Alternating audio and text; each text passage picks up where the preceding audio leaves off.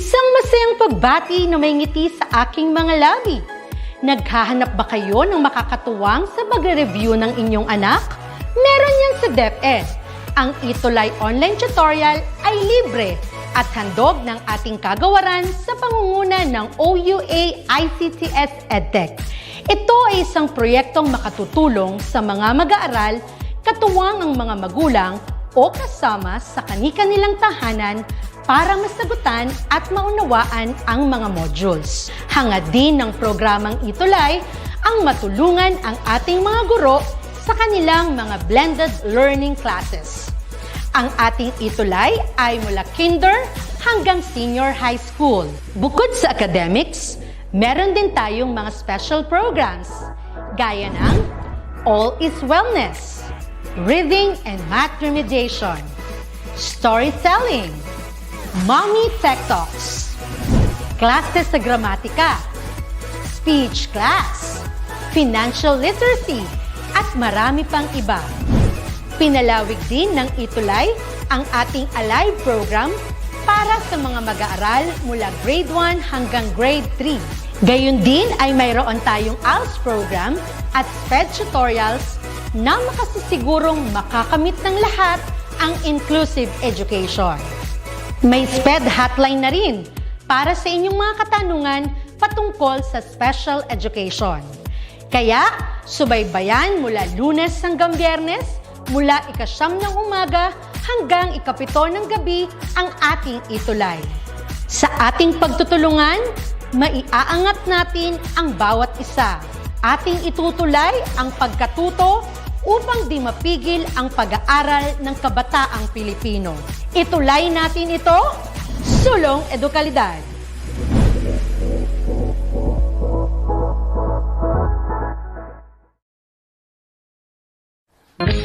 Welcome to your ETUlay online tutorial program. Tayo ay naglakbay sa nakaraang semester na puno ng pagkatuto at paglago. Join us again as we welcome the second semester of the academic year 2021-2022 dito sa inyong klaseng ETUlay. Here are your new fantastic tutors at your service. ETUlay ang gabay sa pagkatuto. ETUlay edukasyon itatawid sa iyo.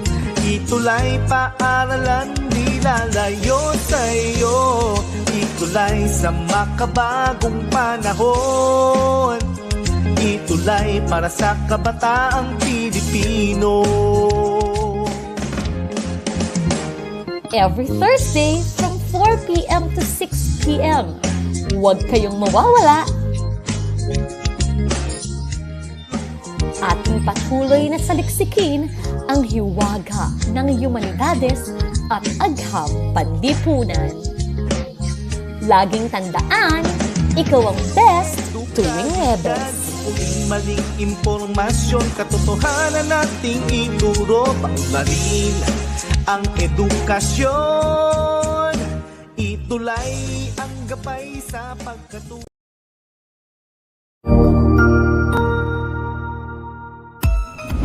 Mabuhay! Good day to all! I am your tutor Madge. Welcome to ETUlay, a free online tutorial, an initiative of the Department of Education, Information and Communications Technology Service, Educational Technology Unit, ICTS EdTech. This program is aimed at helping and assisting learners from kindergarten, senior high school, ALS, Alive, and SPED learners. Aside from answering the modules, the ETUlay is offering programs which you will surely look forward to.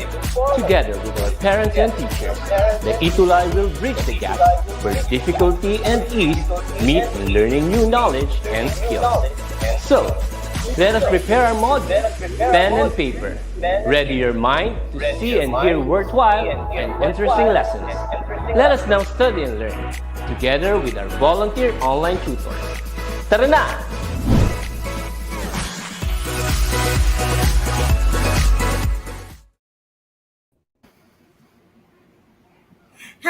good afternoon, DepEd ETUlay Cuties! Tutor Okay, Rom? magandang hapon po. Magandang hapon po mga cuties. Okay, and welcome to DepEd ETUlay Online Tutorial.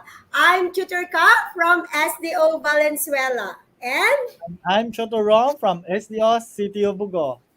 okay, and we are on our Quarter 4, Week 4, Module 12, Roles and Functions of Local Government Unit or the LGU. Tutor Rom, excited ka na ba for today's episode? Yes, Tutor Ka. Gusto ko malaman yung mga iba't ibang sangay ng LGU po, Tutor Ka. Yes, and before that, we would like to thank Tutor Rom. We would like to thank Schools Division of Negros Oriental with the writer of the module, Mr. Ray C. Requina, and to their SDS, Mr. Sinin Peselio P. Polen, CISO 5, for allowing us to use their module. So, ito po yung module yung module po ng Negros Oriental ang ginagamit natin for the fourth quarter po, Chotorka. Maraming salamat po, SDO Negros Oriental. And with that, thank you very much, SDO Negros Oriental, for the module. At every week po talaga pong marami kayong natutulungan na mga bata or learners na nanonood ng DepEd ETUlay. And before we forget, we would like to shout out the SDO and the schools that are in our online tutorial. First of all, Valenzuela National High School, SDO Valenzuela, and the teachers and the guidance center are on its, nag-review po sila ngayon. And the SDO Mabalacat, Pampanga, SDO Lipa. Diba, Tutor Rom? Meron pa po bang ibang SDO? Babatiin ko din po yung City of Bugo Senior High School from SDO City of Bugo, yung superintendent namin, Mr. Roseler in Hilig. At yung SDO Batangas po, marami po tayong cuties na sumaybay po sa atin from Batangas po. Tutor Ka? Yes. And with that, let's do our objectives. At the end of this session, the cuties should be able to explain the roles and functions of a local government units. And Tutor Rom? Show value and importance to local government units in achieving a successful and progressive community. So, we will start with the review of our previous episode. So, ETUlay cuties, get ready with your comments and your answers, okay? So arrange the jumbled letters to form a word, a description to it is provided. So let us see. So, ETUlay cuties, ano kaya tong word na to? It is a place where legal cases are heard. Tutor Rom? Okay, Tutor Ka, para ba itong okay, may sumagot na sa ating mga cuties. Sabi ng ating cutie, court. Court ba yan, Tutor Ka? Let us see. Okay, it is court. Next. Ito kaya, Tutor, parang medyo mahirap. It is responsible for dealing with all legal cases involving the government. Ano po kaya ang sagot ng ating mga ETUlay cuties? Okay, tingnan natin yung mga sagot nila. Sabi ng isang cutie natin, justice daw. Justice ba to, Tutor Ka? Let us see if it is justice. Tama! Okay, next one. Maikli It refers to the quality of being impartial. Ano kaya yan, Tutor Rom? Tingnan natin ang sagot ng ating cutie. Ano kayang sagot ni Joseph? No, kasi tama si Joseph kanina, justice. Ngayon, sabi ni Enrico, fair daw, Tutor Ka. Is it fair, Tutor Ka?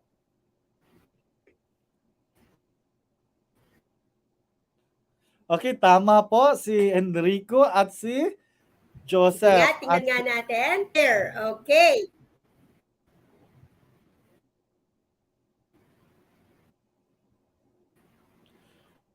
Okay, tama po si Joseph at si Enrico. Fair. Okay, Next one. It is the ability or right to control people or things. Ano kaya yan, Chutorom? okay. Antayin natin yung sagot ng ating tuti, no? Kasi may dalawang tama na si Joseph at si Enrico. Tapos may bago tayong tuti, si Janine Santos. Okay, Janine Santos, paki-comment naman kung saan galing school ka. Okay, sabi ni Joseph po, power. Is it power ba, tutor ka?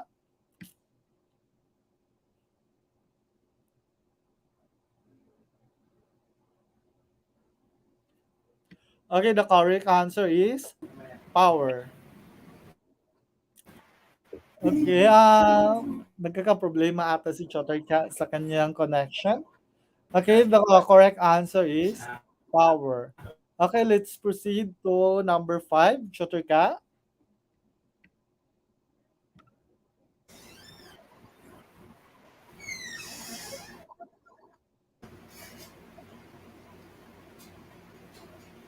Okay, yung Yes, eto na po. Bumalik na po ako. Chutorom? okay, may nakakuha po ng tamang sagot Chotter ka, si Enrico at si Joseph po. Okay, sabi nila power. Okay. Very good. Next po. It means agreeing with what is thought to be right or acceptable. Ano kaya yan?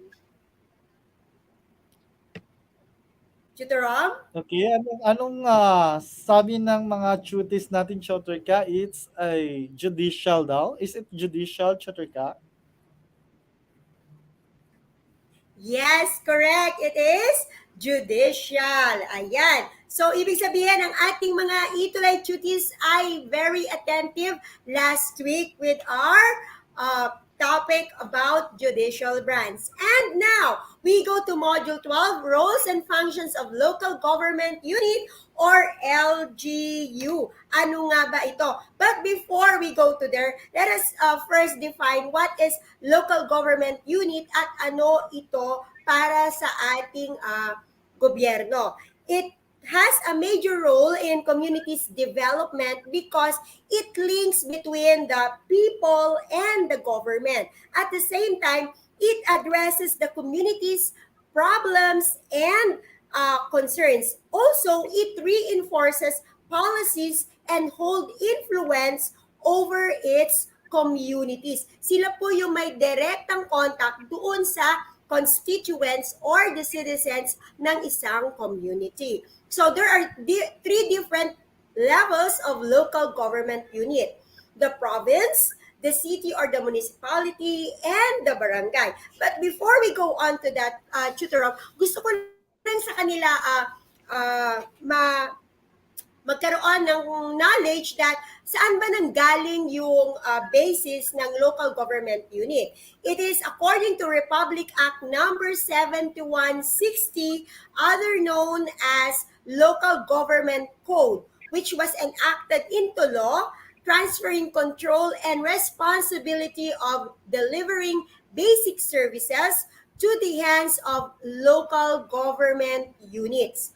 So it aims to enhance the provision of services at the grassroots level. Sabi ko nga kanina, sila yung may direktang contact sa ating mga citizens, as well as to improve the efficiency in resources allocation na nanggagaling sa national. So yan po ang purpose ng pagkakaroon natin ng mga local government units. So, let's start with the roles and functions of local government unit. To start off, let's do with the barangay. Tutorom? Okay, before I would discuss the role of the barangay. So, barangay is the basic political unit in the Philippines. Okay?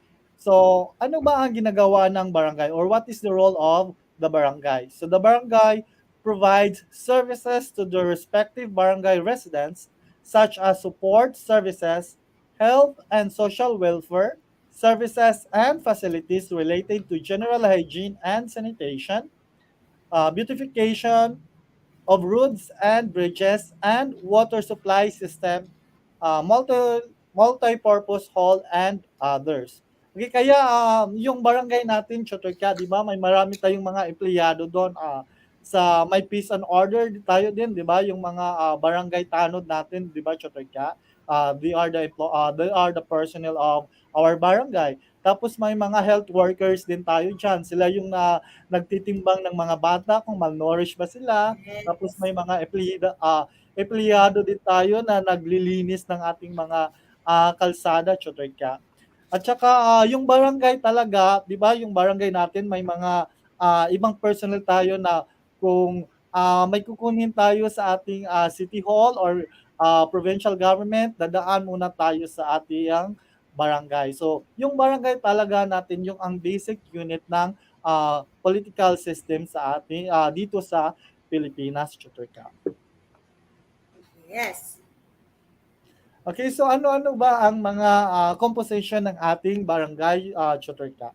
So una, may punong barangay tayo. Ito yung sa ibang lugar. Sa amin dito sa Visayas, sinatawag namin silang barangay captain. Sa iba namang lugar, I think sa Luzon at sa Mindanao, tinatawag nila itong barangay chairman, or sa Luzon, tinatawag nila itong punong barangay. Okay, they were elected also Chuturka at large. Tapos may 7 tayong kagawad.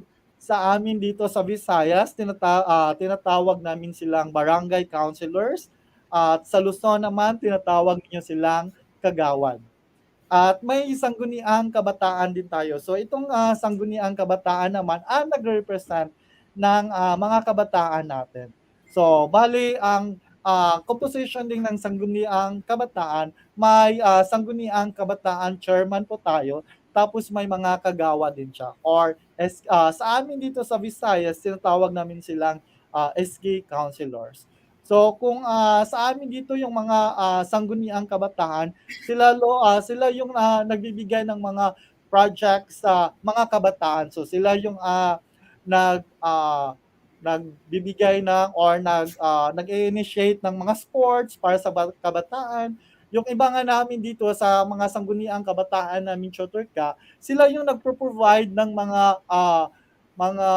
school supplies sa aming mga kabataan. So sila may mga printing, mga free printing services sila para sa mga kabataan kasi modular na nga yung dati kasi before nag face to face may modular distance learning.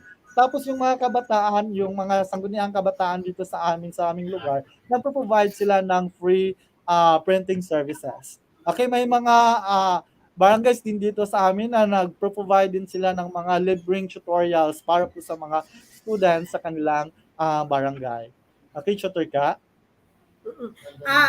Nakita natin, according sa iyong paliwanag, Tutor Rom, napaka-importante ng elementong ito sa ating komunidad, yung barangay.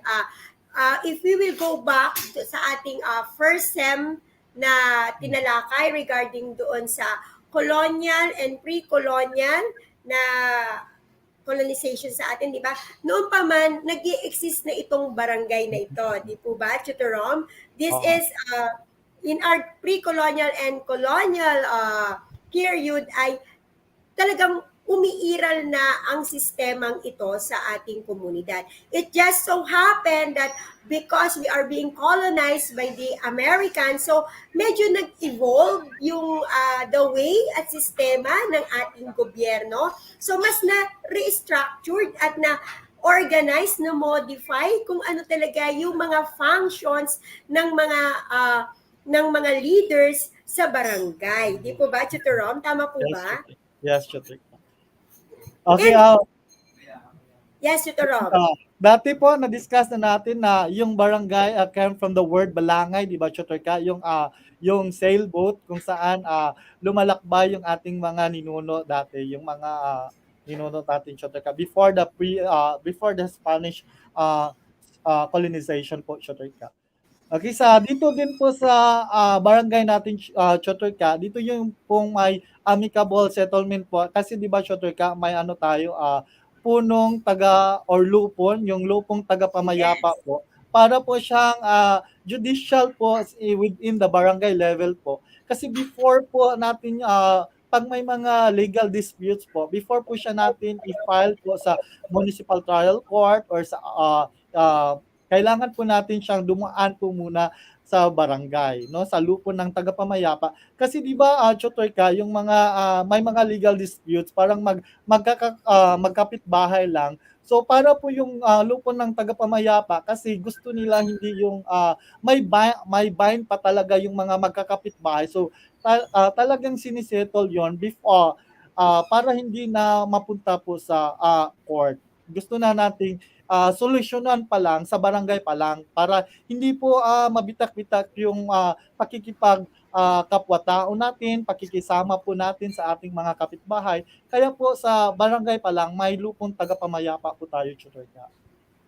Yes, totoo yan. Ano, napaka-importante ng mga elementong ito sa structure ng gobyerno. Lokal pa lang ay naaayos na yung mga ganong problema, di ba, Tutorong? And isa sa mga evolvement ng ating local government is the sangguniang kabataan kasi dito pa lang natitrain na ang ating mga kabataan. Sino ba yung mga magiging future leaders, di ba? Eventually sila yung mamumuno na sa community, in the barangay, eventually mapupunta ng city, ng province, and we do not know, baka maging national leader pa, diba? So, itong sangguniang kabataan ay napakagandang foundation para sa mga future leaders and those who are planning to be a community leader ng ating bansa, diba? So, pagkakaalam ko, Tutorom, this coming December, magkakaroon tayo ng barangay and sangguniang kabataan election. Tama pa, Tutorom? Election. Parang may and may proposal po na sa December po. Oo. And kung matutuloy ngayon pa lang, di ba? We would like to remind yung ating mga DepEd ETUlay duties, those who are already qualified. Di ba? Kung meron kayong balak or nagpaplano, so this is already a good start. I-review nyo yung mga past episodes natin dahil makakatulong yon sa inyong plano if you would like to run in the sangguniang kabataan. Tama ba, Chutorong? Oo, Chotoy. Okay. And with that, so let's go to the other branch of the local government unit, which is the city or municipality. Ano ang kanilang mga roles? It provides services to the people in every barangay such as extension and on-site research services and facilities related to agriculture and fisheries activities, health services, municipal buildings, cultural centers, public parks, infrastructure facilities to serve municipality residents. So yung kanina barangay, this one naman, medyo bigger scope, okay, ng kanilang pinamumunuan. It also controls and reviews the DENR, public markets, slaughterhouses, and public cemetery. It also has the tourism facilities, sites for police and fire stations and substations, and municipal jails, and the other services that I have to provide for the citizens. Okay, so sangguniang panglungsod is the legislative body of the city or the municipal. It is composed of the city, the vice mayor, and 8 sangguniang panglungsod councilor, di ba? Or in the municipal case naman, we have the municipal mayor, the vice mayor, and another 8 sangguniang pambayan. Okay, so at kasama rito yung mga liga ng barangay. So kung different barangays yon, si city mayor o si municipal mayor ay merong overseeing power doon sa mga different barangay captains or punong barangays. Okay? So, President of Panglungsod ng Federasyon ng mga Sangguniang Kabataan is also under the city mayor or the municipal mayor. Okay. So, what are the other functions of the city mayor and the Sangguniang Panglungsod or the Sangguniang Pambayan? It approves ordinances and resolutions for the peace and order of the city or the municipality. It generate and maximize the use of resources and revenues for the development plans, program objectives of the city or the municipal. So sila yung what you call it, nagpapa-roll on nung mga projects na yon, sila yung nagpapa-implement, sila yung nagpaplano. So kung ano yung pinopropose ni barangay captain doon kay city mayor or kay municipal mayor, sila yung nagpaplano. Paano ba i-implement? Paano i-maximize yung resources na meron tong barangay na to, di ba? So kung iisipin natin, napaka-powerful ng mga city mayor and municipal mayor kasi sila yung nakakaalam kung ano yung pangangailangan ng kanilang mga constituents at sila rin yung merong direct access doon sa resources and funds na kailangan ng kanilang taong bayan. It also enacts ordinances granting to franchisees and authorizing the issuance of permits and license. Okay, so it also regulate the activities relative to the use of land, buildings, and structures within the city. Kung ano lang yung teritoryo na kanilang sinasakupan, syempre. Okay? So, ano yung Sangguniang Pambayan? It is the legislative department of the municipal town. So, kung ano yung magkakaroon lang ng difference between the population ng city at ng municipal. So it is responsible for passing ordinances and resolutions. So makikita natin katatapos lang ng ating national election at the same time yung local government election. Tama ba, Chuturom? Yes, Tutor Ka, no? Okay, and with that, Chuturom, may additional ka pa po ba sa ating city and municipality?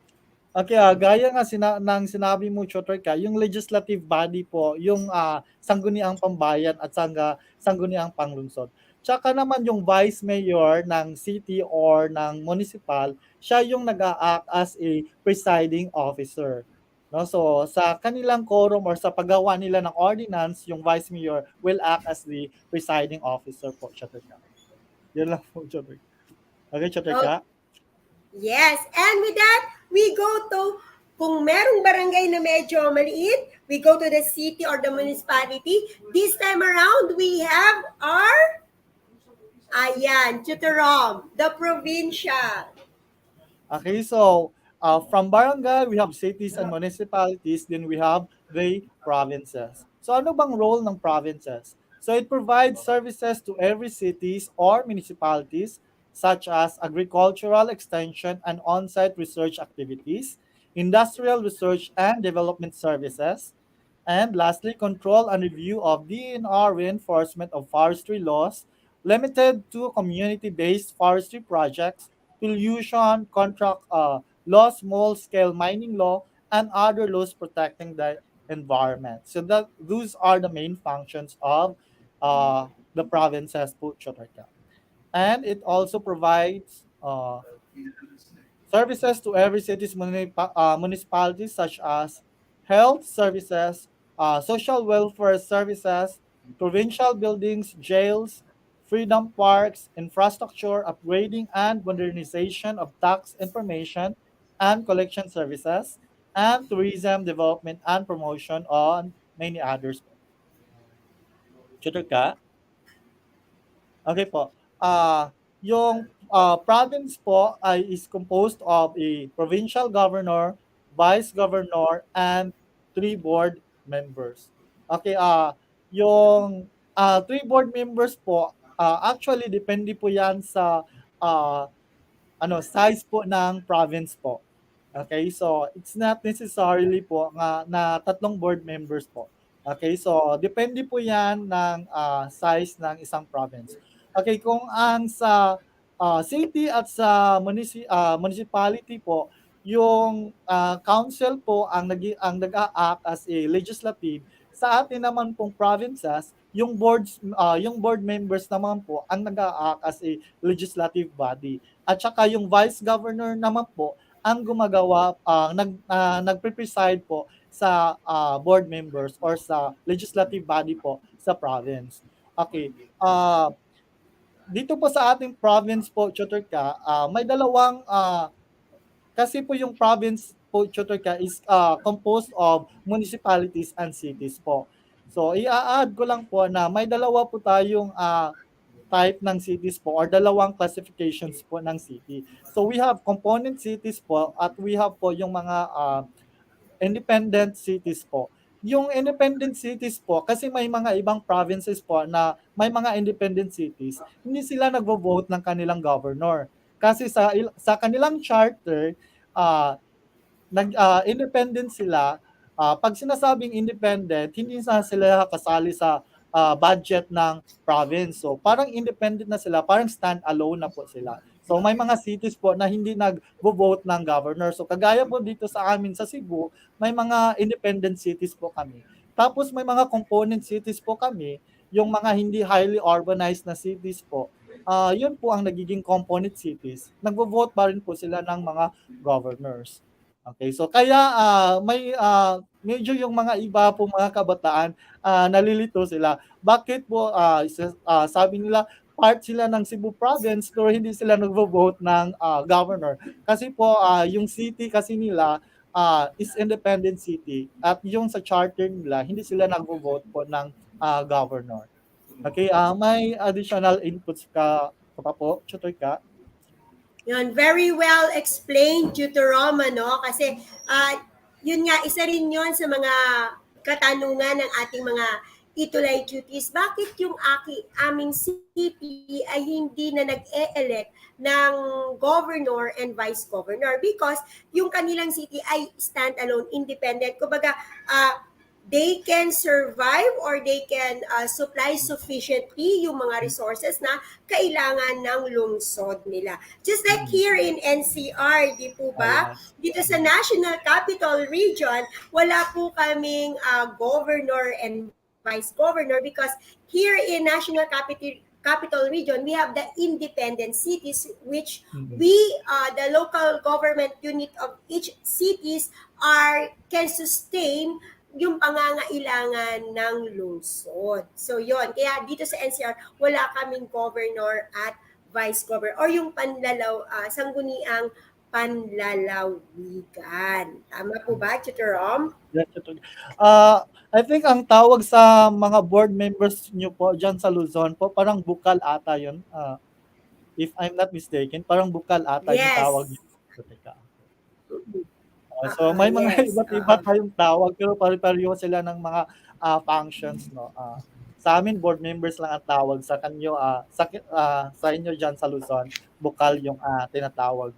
Okay, yung mga mayors po, Chotorka, ng mga component cities po ay under rin ng supervision ng governor. So pag may mga provincial ordinance po, obliged po na sumunod yung mga component cities, yung mga mayors ng component cities at municipalities ng provinces within the jurisdiction po ng governor.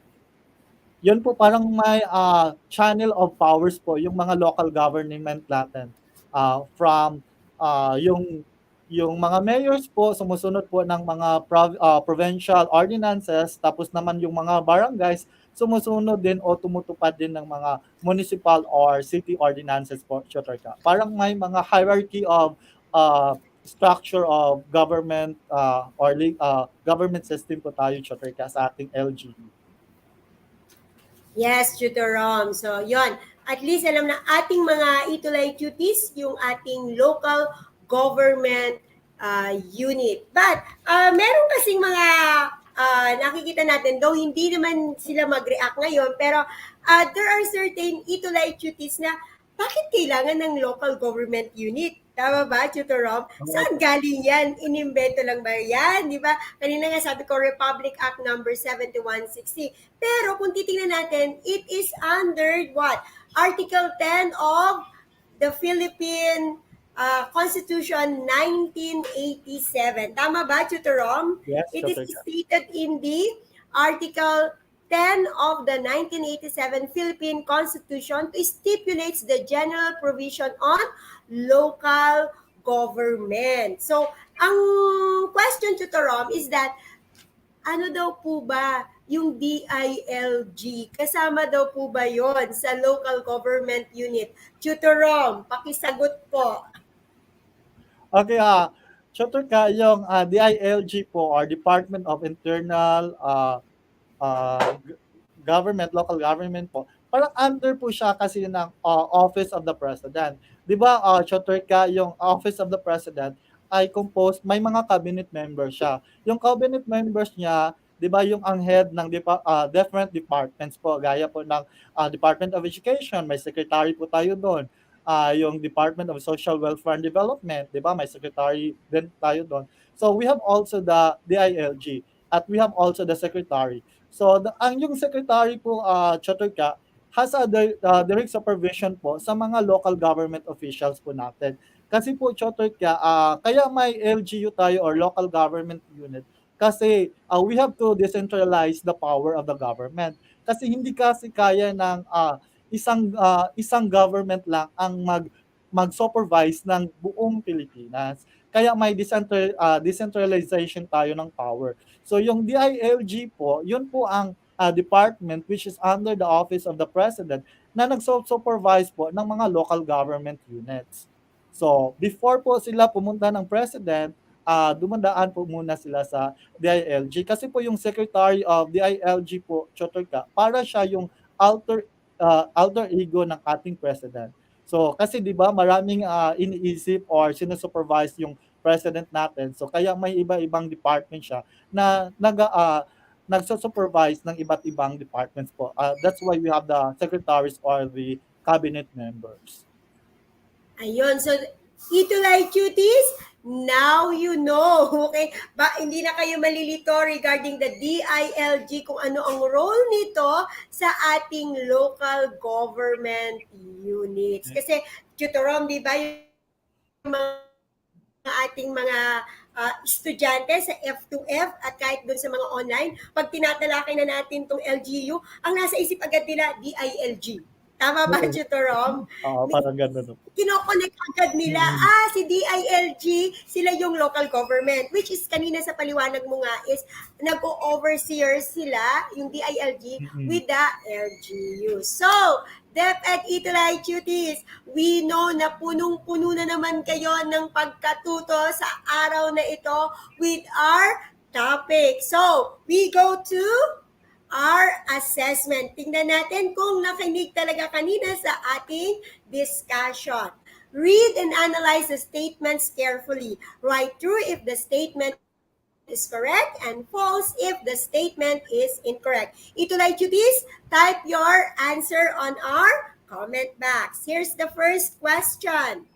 LGU is authorized by law to impose certain taxes to support their activities. What will be your answer? True or false?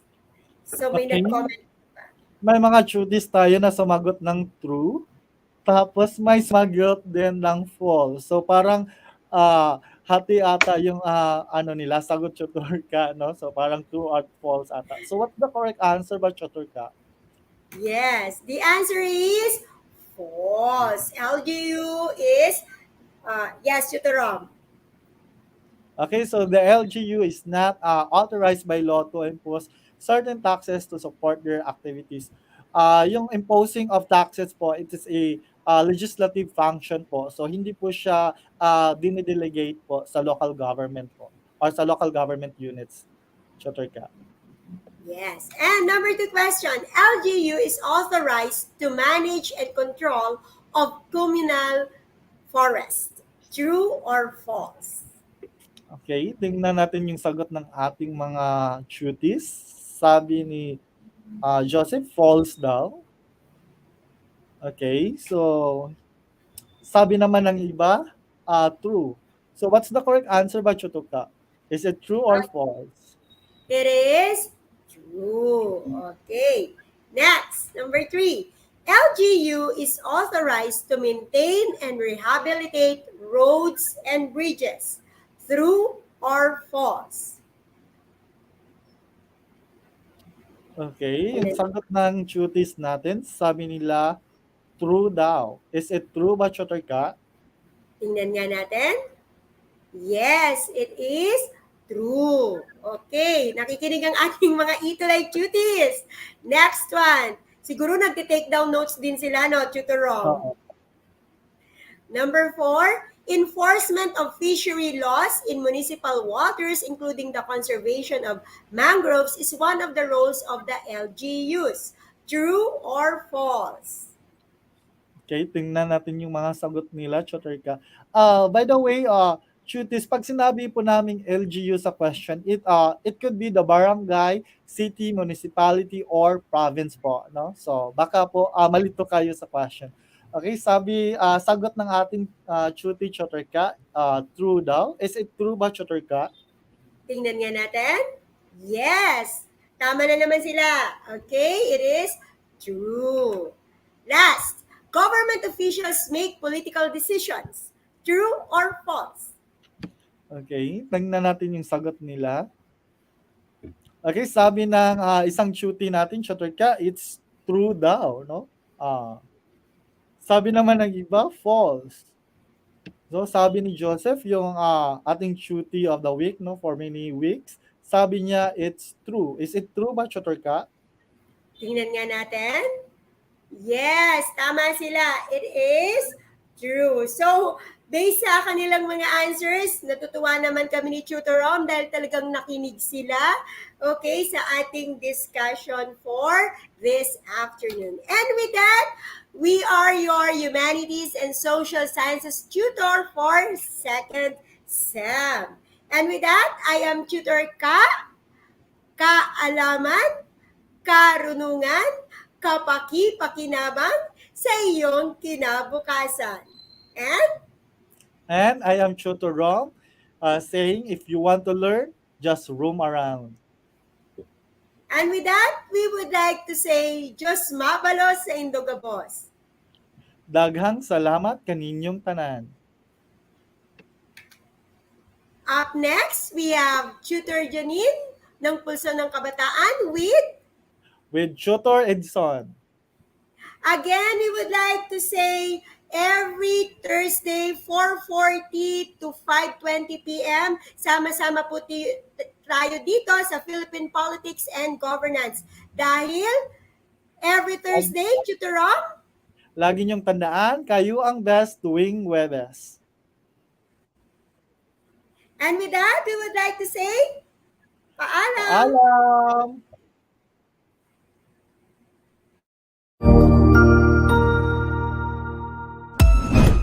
Ang husay naman! Natapos mo ang iyong tutorial session kasama ang iyong mahusay na ETUlay tutor. May bago ka bang natutuhan? I-share na yan gamit ang hashtag #ETUlayLevelUp. Huwag aalis ha dahil may susunod pang programa na pwede mo ring panoorin at salihan dahil naghihintay na ang iyong mga tutors. Happy learning dito sa ETUlay!